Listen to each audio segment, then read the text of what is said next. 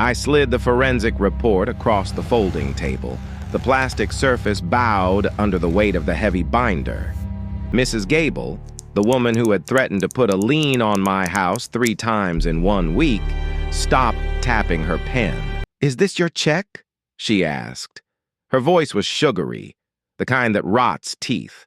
"Open it to page 4, Janet." Her eyes dropped to the page. The color drained from her face, leaving her rouge standing out like a bruise on a peach. Because that highlighted line item didn't show I owed them $3,000.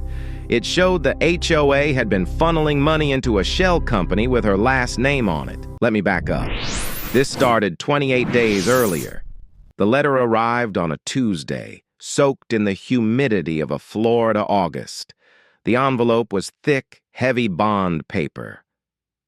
It had the official seal of the Gulf Winds Community Association. I opened it standing by the mailbox, sweat already prickling my neck. "Notice of delinquency," it read. I scanned down to the total, $3,847. My stomach turned over. I'm a retired bookkeeper. I don't miss payments. I don't float checks. My ledger is balanced to the penny every Friday afternoon. I read the itemized list. Retroactive Common Area Assessment, $1,200. Administrative processing fees, 2021-2023, $547. Legal Defense Reserve Fund, $2,100. Due within 14 days. Failure to remit will result in a lien against the property. I looked up at my house. The stucco was clean. The St. Augustine grass was edged. I'd lived here 12 years, paid my dues on the 1st of the month, every month. Mrs. Gable, the treasurer, walked her poodle past my driveway right then. She stopped, adjusted her oversized sunglasses, and pointed at the envelope in my hand. "I see you got the update, David. We need to keep the accounts current." She didn't wait for a response. She just tugged the leash and kept walking. I went inside and went straight to my filing cabinet. For 3 nights, I didn't sleep. I pulled 5 years of bank statements. I downloaded every meeting minute from the portal. This was my mistake. I assumed I was the one who had screwed up. I spent hours cross-referencing my check numbers against their deposit logs. I was looking for a missed decimal, a lost check, a forgotten special assessment vote. "David, please," my wife Ellen said on the 2nd night. She was scrubbing the kitchen island. She does that when she's scared, polishes things that are already clean. "If we owe it, we owe it. I can't take the stress of a fight." "I don't think we owe it," I said, rubbing my eyes. "But I can't find the vote for this legal reserve." "Maybe you missed the meeting," she said. I almost believed her.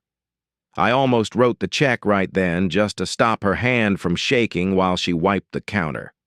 I called the management office the next morning. "The board approved the assessment in executive session," Mrs. Gable told me. "It's confidential due to pending litigation. Pay it, or we file the lien on the 15th. The line went dead. $3,847. That wasn't play money. That was the budget for the new HVAC unit we needed before summer truly hit. If I paid it, we'd be sweating through September. If I didn't, they'd cloud my title. A week passed. Nothing from the board but a second notice, this one adding a $50 collection fee. I looked at the legal reserve line again. $2,100. It was a round number. In my line of work, round numbers are red flags. Life isn't round. Taxes aren't round. Legal bills are never ever round. I made a decision. I couldn't fight this with my own spreadsheets. They just claim I was biased. I called Kovacs. He was a forensic auditor I'd worked with back in my corporate days. He charged $175 an hour. I need you to look at a vendor list, I told him. It'll cost you a grand minimum, Dave, he rasped. I'll pay it. Ellen stopped scrubbing the counter when I told her.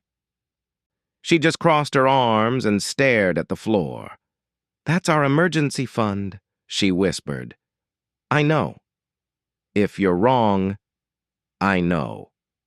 Kovacs pulled into my driveway on a Tuesday morning. He drove a beige sedan that looked like it had been through a hurricane. He wore a short-sleeved dress shirt and a tie that ended halfway down his chest. He didn't look like a savior. He looked like a tired bureaucrat. Show me, he said. We sat at the dining room table. The air conditioner hummed, fighting the heat. I handed him the demand letter and the copies of the HOA budget I'd managed to download before they locked my account access. Kovacs put on thick reading glasses. He didn't speak. He laid out the budget sheets. He ran a finger down the vendor payments column. His fingernail made a scratching sound on the paper. He pulled a magnifying glass from his pocket, an actual magnifying glass, and leaned over the legal defense line item. He squinted. He opened his laptop. The keys clacked loudly in the quiet house. He logged into the Florida Division of Corporations database. He typed in a name. He stopped typing. He sat back. He took his glasses off and cleaned them on his tie. You're not going to believe this, he said. His voice was flat, professional, but his eyes were wide. What? The vendor for the legal reserve. It's not a law firm. What is it? It's an LLC, he said. Registered 3 months ago. He turned the laptop toward me. Gable Strategic Solutions, LLC. I stared at the screen. The registered agent wasn't Mrs. Janet Gable. It was Timothy J. Gable. Who is that? Kovacs asked. That's her son, I said. He lives in her basement. He's 24.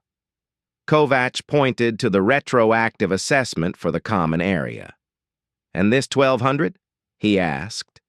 I checked the county permits.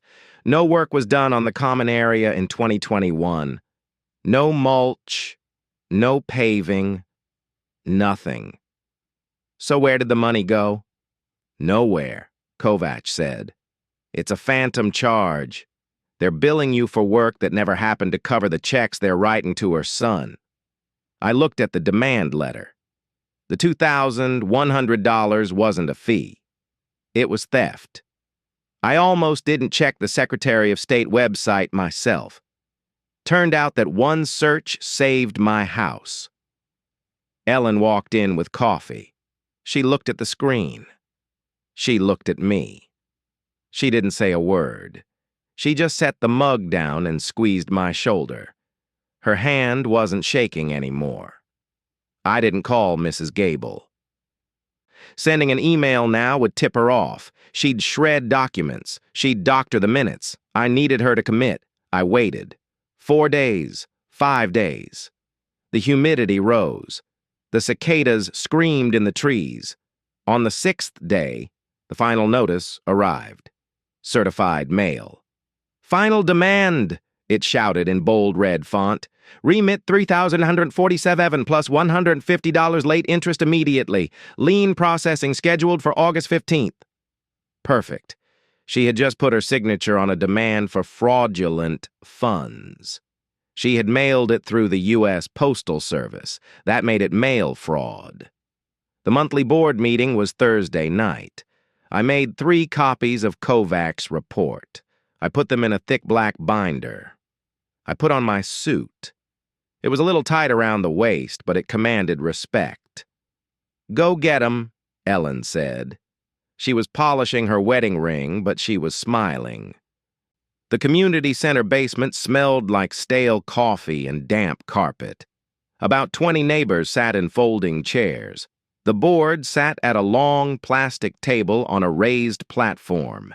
Mrs. Gable sat in the center. She wore a floral blouse that was too bright for the dim room. She saw me walk in. She leaned over to the secretary, a nervous guy named Mr. Lewis, and whispered something. They both snickered. I sat in the front row. I waded through the landscaping report. I waded through the pool committee update. "New business?" Mrs. Gable asked, checking her watch. I stood up. "Mr. Henderson," she sighed, "if this is about your delinquency, this is not the venue. You need to write a check." I walked up to the platform and placed the black binder in front of her. The heavy thud echoed in the room. The murmuring behind me stopped. Mrs. Gable rolled her eyes. She picked up her pen, tapping it rhythmically on the table. "We don't accept payment plans, David.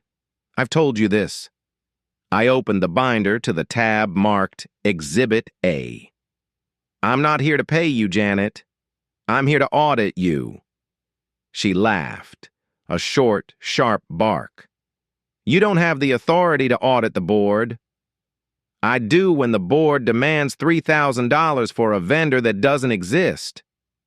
The air conditioning unit kicked on with a rattle, but nobody moved. "Look at page 4. She glanced down, dismissive. Then she froze. Her tapping pen stopped mid-air. I pointed to the highlighted text. Gable Strategic Solutions.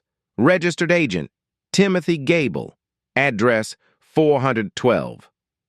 Palmetto Way. "That's your address, Janet." Mr. Lewis, the secretary, leaned over. He adjusted his glasses. He looked at the document. Then at Mrs. Gable. "Janet?" His voice cracked. Is this accurate?" Mrs. Gable slammed the binder shut. Her hands were trembling now. "My son provides essential administrative consulting. This is a conflict of interest policy matter, not a—" I slid the second document across the table, the state statute printout. "It's not a policy matter. It's embezzlement. And since you used the mail to demand the funds, it's federal." She tried to stand up, but her knees seemed to give way. She sank back into her chair. She looked for an exit, but the only door was behind me. "I want the demand rescinded, in writing, tonight." Mr. Lewis pulled the binder toward himself. He took out a stamp. "Motion to rescind all charges against Mr. Henderson," Lewis said, his voice shaking, "and motion to suspend the treasurer pending an external review." "Seconded," said the vice president from the end of the table. Mrs. Gable didn't vote. She just stared at the plastic wood grain of the table. That was 6 weeks ago. The letter formally rescinding the debt arrived 3 days later. I'm sitting on my back lanai now. The sun is setting over the Gulf, turning the sky a bruised purple. I have a cold iced tea in my hand. Through the screen, I can see Mrs. Gable's house. There's a for sale sign in the yard. Kovacs found another $12,000 she'd funneled to her son over the last 2 years. The board didn't press charges. They just wanted her gone. She agreed to pay it back to avoid the police. My ledger is balanced. My emergency fund is safe. Funny how that works. I almost paid them to make the problem go away. Best $1,100 I ever spent to prove I didn't owe a dime.